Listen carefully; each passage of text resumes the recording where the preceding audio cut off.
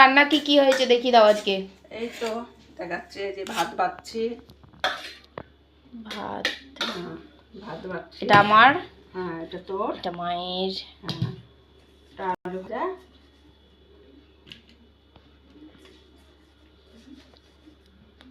লঙ্কা দিও না, জিভের জন্য খেতে পাচ্ছি না। আরে একটু ঝাল না খেলে শরীর সারবে না। এটা হলো কুমড়ো শাক। কুমড়ো শাক। হ্যাঁ আর এটা ডিম রান্না হয়েছে। ডিম আলু দাওনি? না এমনি শুধু আলু ছাড়া কারি। আর চিংড়ি, এঁচোড় চিংড়ি। চিংড়ি হয়েছে, এই হয়েছে। আর কালকে সেদিনের টকটা একটুখানি রেখেছি তোর জন্য, তুই ভালো খাস বলে ওটা রয়েছে। আর কিছু আদা হয়নি।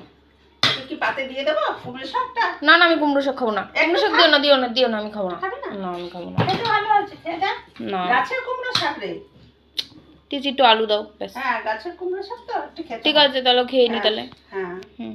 চলে আয়, আমার খিদে পেয়ে গেছে।